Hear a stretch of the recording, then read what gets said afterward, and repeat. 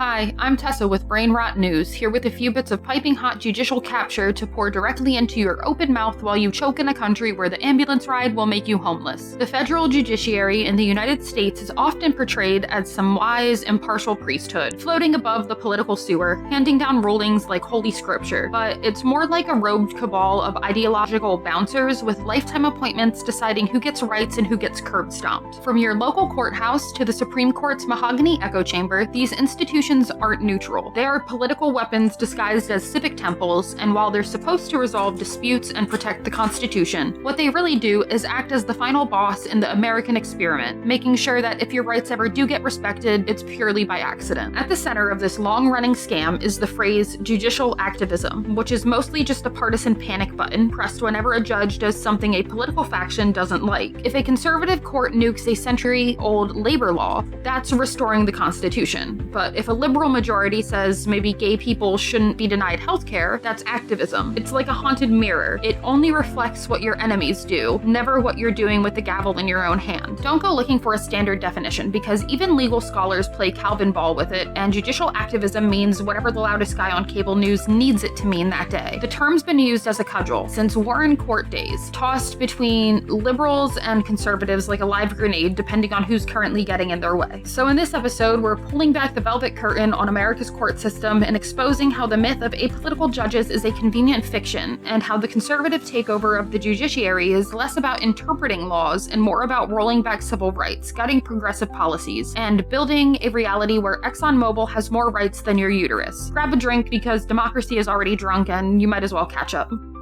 Brainrot the news. Part 1. The Quiet Coup in Robes.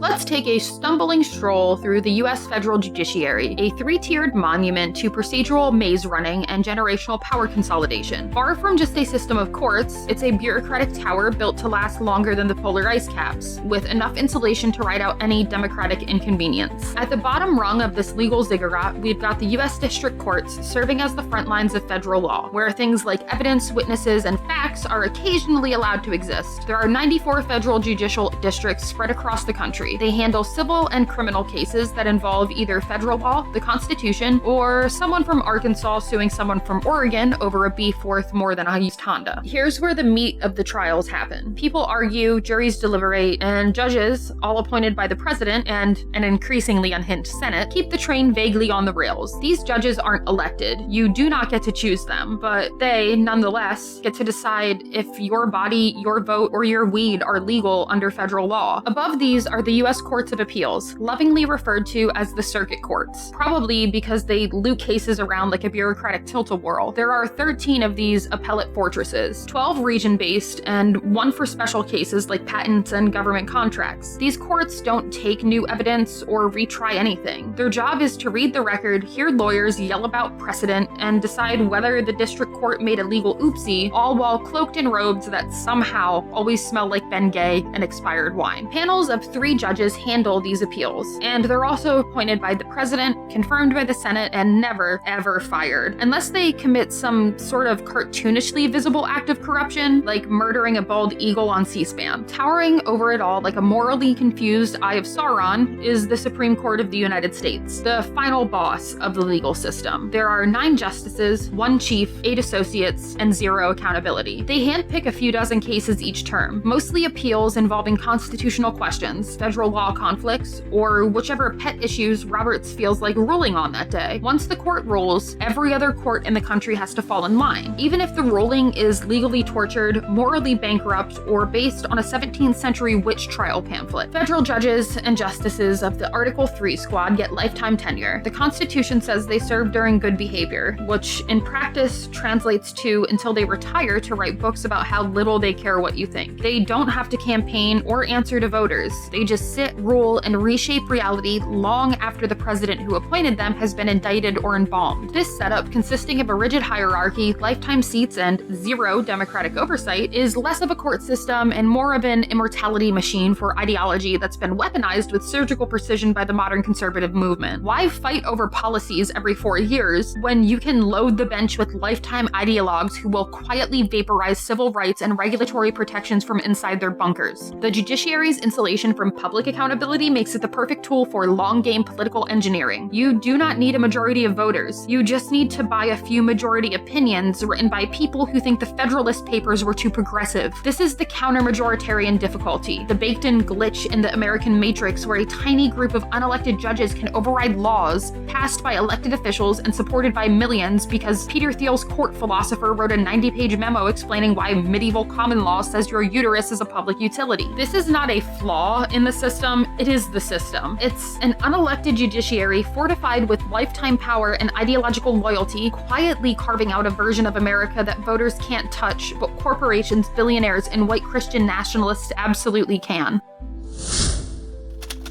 Part 2. From Law School to Lynch Mob.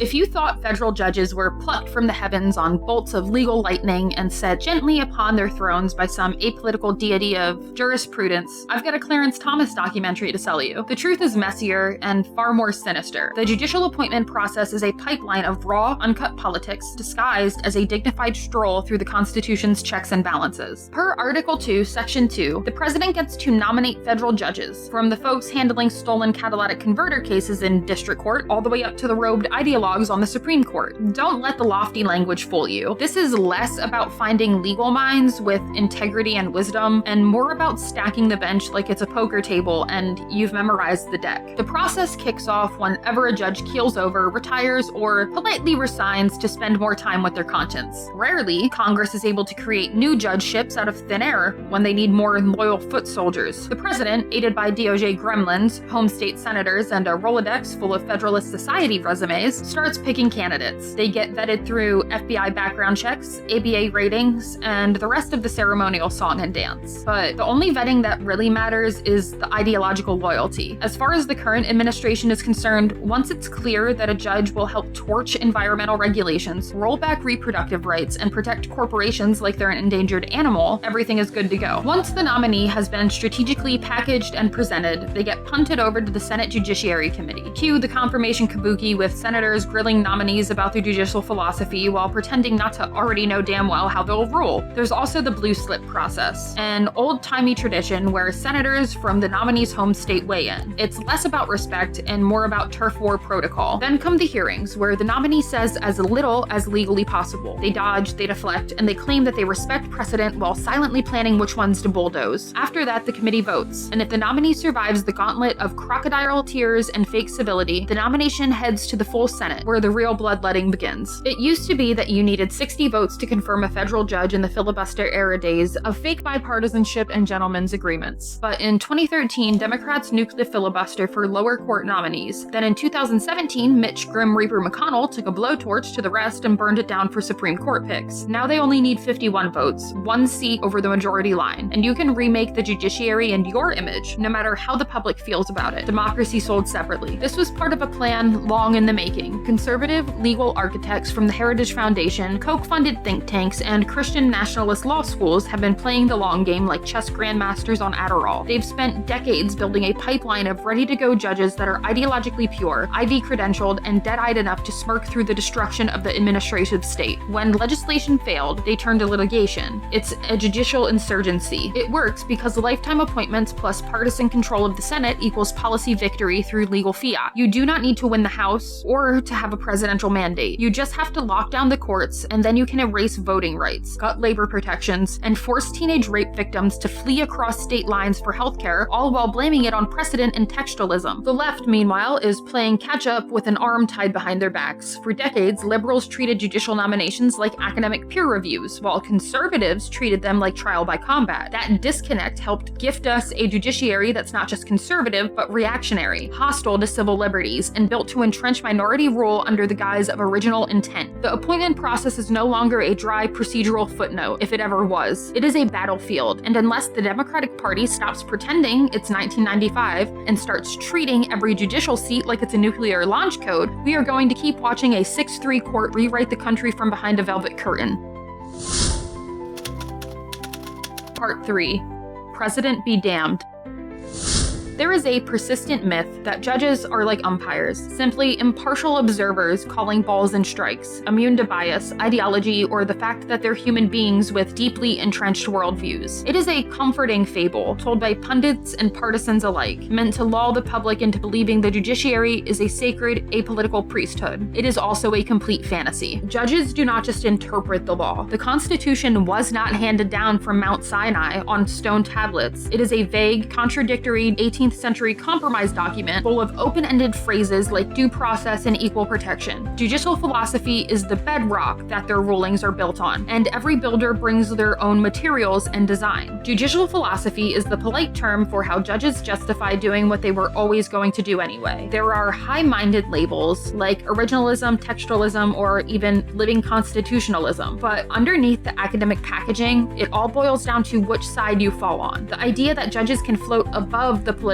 fray, rendering apolitical judgments from their chambers, is the kind of bedtime story that helps a dying democracy sleep at night. Originalism is ostensibly the belief that the Constitution should be interpreted based on its original public meaning. That sounds charming if you're nostalgic for powdered wigs and property requirements for voting, but in practice, it's historical cosplay used to impose modern, right-wing orthodoxy, with the smug detachment of a colonial reenactor. By the same token, textualism is just another tool for pretending words have fixed meaning, untouched by 250 years of social, technological, and moral evolution. Conservatives love to pretend these philosophies are like legal seatbelts, designed to restrain judges from activism. But if that were true, we would not be watching a parade of rulings where originalist judges pull out their magnifying glass, squint at 18th century parchment, and somehow conclude that corporations are people and regulations are tyranny. Judicial activism is remaking the legal landscape by overturning precedent, inventing new doctrines, and rewriting the rules of power. Despite their public whining about unelected judges legislating from the bench, it's conservatives who've become the Picasso of judicial activism, carving out sweeping decisions that serve their benefactors, corporations, billionaires, religious fundamentalists, and petrochemical death cults. They have nuked campaign finance rules through Citizens United, defanged labor protections through Janus, gutted the Voting Rights Act through Shelby County, and have started swinging the axe at the regulatory state itself by targeting Chevron deference, the principle that courts should trust agencies that actually know what the hell they're talking about. Apparently, letting experts interpret laws is tyranny, but letting 6 unelected lifers rewrite climate policy from their throne room is freedom. This is not a legal philosophy. It's a hostile takeover. The same judges who wave around judicial restraint like a prayer book are now openly swinging the wrecking ball at any progressive legislation that dares survive Congress. The pattern is clear. Rulings that expand corporate rights, limit government oversight, restrict civil liberties, unless you're a fetus or a gun, and dismantle protections for workers, voters, and the planet all need to go. This is about enforcing a worldview where liberty means never having to pay taxes, and justice is something you can buy on appeal. The conservative legal machine made up of Federalist Society clones, billionaire-funded think tanks, and evangelical legal warriors did not spend decades cultivating judges for fun. They have built a bench of ideological operatives who can talk like scholars while executing a policy agenda more extreme than what Congress could ever get away with. It's camouflage. The robe hides the knife. Now, after years of pretending judicial philosophy was about method rather than outcome, we can finally see the results in people's lives, in the erosion of reproductive rights, in the choking air and poisoned water deregulation enables, in the gutted voting access that locks in minority rule, and in the agendas paralyzed by courts that pretend the word clean in the Clean Air Act is too vague to enforce. It is not a neutral sport when the strike zone changes depending on your net worth, race, or political usefulness. It is not a fair game when one team hires the umpires decades in advance. And it is not justice when legal reasoning serves as a window dressing for a relentless consolidation of power. Judicial philosophy is about impact, and for millions of Americans, that impact is all too real, all too brutal, and all too permanent.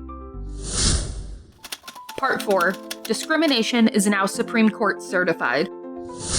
The federal judiciary has always had two faces, one marching with the civil rights movement, the other boot stomping it. At its best, the courts have defied majority tyranny and dismantled entrenched systems of oppression. Brown versus the Board of Education lit a fire under the entire civil rights movement. The Warren Court era was a rare moment where the judiciary actually acted like the check on power it's advertised to be, expanding rights and putting a leash, however temporary, on state violence and voter suppression. Unfortunately, for every Brown, there's a Plessy, a Lochner, or a Dred Scott. The judiciary has routinely sided with capital over labor, white supremacy over civil rights, and property over people. The Lochner-era courts struck down child labor laws with a straight face, hiding behind freedom of contract while workers got chewed up in machines. Today's judiciary is a battlefield all on its own, where the rights of millions are being quietly strangled in legalese and procedural footnotes. Take Shelby County versus Holder, the ruling that gutted the Voting Rights Act by pretending racism was over. Within hours, states started rolling out voter suppression laws like they were waiting at the starting line. This is a pattern. Decisions that chip away at affirmative action, courts that rubber stamp attacks on diversity, equity, and inclusion initiatives, redefinitions of Title IX that weaken protections for LGBTQ students, cuts to the Office for Civil Rights while immigrant students get scapegoated and abandoned, and more, are all a part of a coordinated assault, and the judiciary is complicit at best, architect at worst. Labor rights are being thrown in the trash. Janus versus AFS-CME was a crowbar to break union funding, and now with Chevron deference on the chopping block, the courts are openly kneecapping federal agencies like the NLRB, rendering them powerless against corporations that violate labor law with impunity. It's corporate feudalism with a law degree. Environmental protections are also on the chopping block. In West Virginia versus EPA, the court decided that unless Congress handwrites "Please Stop Climate Collapse" in crayon on official letterhead, agencies cannot regulate emissions. This is the major questions doctrine, also known as "we made this up to stop anything meaningful." The result is polluted air, rising seas, and environmental sacrifice zones conveniently located in low-income communities of color. The war on education policy is no less brutal. Federal courts have blocked student debt relief with the flair of a sadistic accountant. The Department of Education is now a political chew toy with entire functions on the chopping block and legal interpretations weaponized to undercut Title I,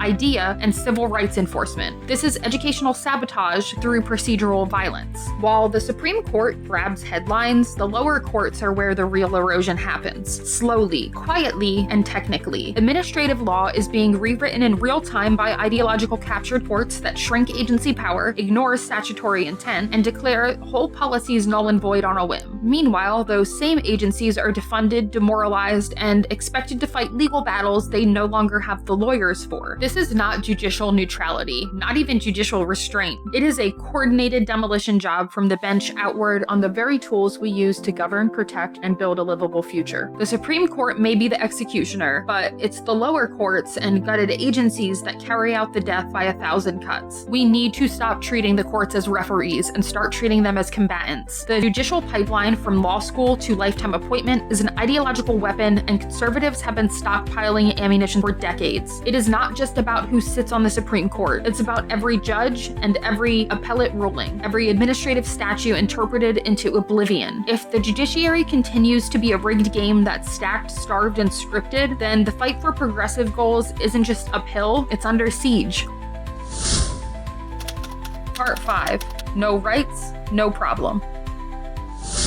The current Supreme Court is a judicial kill squad in robes, surgically removing rights and regulatory power with the detached precision of a coroner and the glee of a Heritage Foundation intern. These justices were handpicked, cultivated, and confirmed to do exactly what they're doing now, dismantling progress like it's their goddamn job, and they're good at it. Take Dobbs versus Jackson Women's Health Organization, the body blow to reproductive rights that overturned Roe versus Wade, erased 50 years of precedent, and handed theocratic legislators across the country a green light to outlaw bodily autonomy. The majority didn't even pretend there was some urgent legal necessity. This case was originalism, used as a cover for ideological and religious retribution, and the result is a legal patchwork of cruelty, confusion, and forced birth. It's all about power, who has it, and who gets to wield it without consequence. The court has gone all in on a multi-front assault against the federal government's ability to govern. The end of Chevron deference was a Molotov cocktail lobbed at the administrative state. They are gutting the power of agencies like the EPA, the NLRB, and the Department of Education, all while insisting they're just interpreting statutes. In reality, they are stripping federal agencies of the authority to regulate corporate polluters, protect workers, and ensure children get a decent education. It is a power grab masquerading as restraint. Then there's the major questions doctrine, the court's latest made-up rule that says agencies can't do anything important unless Congress writes them a permission slip in blood and notarizes it on parchment. That means the EPA cannot regulate carbon unless Congress explicitly says yes. You may try to save the planet from corporate arson, which of course it won't because Congress is largely bought and sold. Mission accomplished. Voting rights are a dying breed, with Citizens United and its twisted spawn opening the floodgates for billionaire megadonors to flood elections with dark money and buy themselves a few extra Supreme Court justices if needed. The court's rulings are a blueprint for oligarchy by making it harder for regular people to vote and making it easier for the rich to drown them out. In the recent case involving birthright citizenship, the headlines were about nationwide injunctions, framing the conversation around whether federal judges can block unconstitutional policies across the whole country, but the subtext was more chilling. Can the president strip away citizenship with an executive order? Can the government violate constitutional rights one family at a time until the courts are too clogged up to stop it? If the court says yes, the precedent set by over a century of 14th Amendment jurisprudence gets reduced to a legal afterthought. It is not just about one case, it is about a judicial green light for creeping authoritarianism. None of this is a coincidence. It is a persistent strategy of conservative revolution cloaked in judicial robes. This court has a mission: roll back the 20th century, neuter the administrative state, and turn the judiciary into the last unaccountable bastion of right-wing rule. They are not interpreting the law, they are rewriting it. This is judicial activism in its purest, most cynical form, and it's working. It is a coordinated rollback on every legal structure that once protected the vulnerable, restrained the powerful, or made progress possible. It is a judicial blitzkrieg, and if the left doesn't treat it as such, there won't be much left to defend.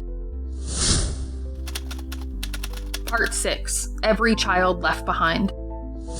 This brings us to the Department of Education, or as it's now known under the Trump administration, the next federal agency up against the wall. See our video on the unraveling of U.S. education for a full breakdown. What began as a cabinet-level institution tasked with advancing civil rights, funding education, and helping students not drown in debt has become the conservative movement's favorite punching bag, a symbol of everything they hate: equity, inclusion, and the idea that poor kids might deserve books. The Trump administration isn't just slashing funding or trimming fat, they want the whole department gone. Project 2025 calls for its execution with all the tenderness of a mob hit. Executive orders are already greasing the gears, budgets are bleeding out, and just in case that wasn't clear enough, right-wing lawmakers have introduced bills to abolish the entire department. I guess having pro-family values is when you gut Head Start. Their excuse is returning control to the local level. They say they want to get big government out of the classroom and let states decide what kids learn, whether it's algebra or abstinence-only creationism taught by a gym coach with a Confederate flag truck decal. The real goal is much darker. It is about disarming the only federal agencies standing between marginalized students and systemic neglect. Groups like the ACLU, the NAACP Legal Defense Fund, and the DREDF see it for what it is: a demolition job. They have warned repeatedly that destroying the Department of Education means annihilating the programs that make public education remotely equitable. Title I funds,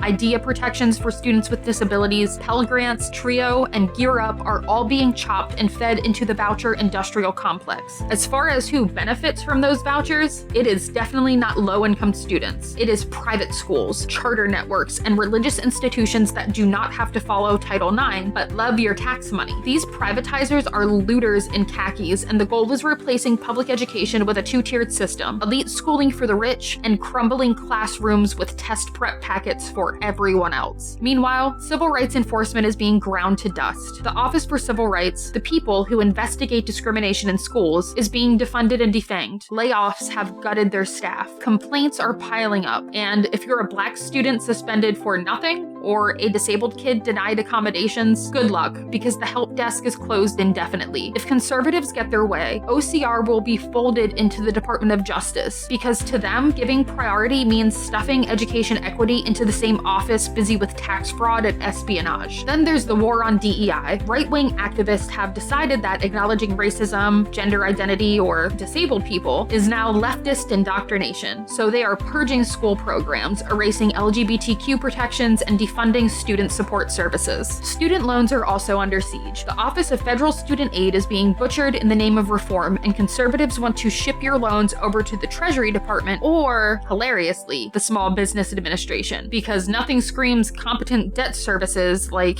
the agency in charge of PPP fraud. Meanwhile, Trump's administration has restarted loan collections for borrowers in default, just in time for economic collapse. Happy bankruptcy. They're also pushing new repayment plans, which basically translates to you'll pay more for longer with fewer protections. And we're canceling Biden's Save Plan just to watch you squirm. Subsidized loans and Grad Plus are gone. Caps on borrowing are being imposed, and colleges will now be responsible for a piece of the defaulted loan pie. Because if there's one thing administrators love, it's being held financially accountable for a broken economy. This is not just about one department. It is a dry run for dismantling the entire social contract. The Department of Education is just the canary, and the conservatives are wielding a shovel. The rhetoric of bureaucracy and local control is camouflage for privatization and abandonment. The goal is clear: strip federal responsibility for equity, civil rights, and opportunity, then hand the scraps off to profit-driven institutions that serve the wealthy and white. The only thing left behind is a skeleton public system, gasping for funds, hemorrhaging teachers, and bleeding students into a pipeline of inequality. It is sabotage, and like everything in the conservative demolition derby, it is dressed up in the language of choice while delivering systemic cruelty.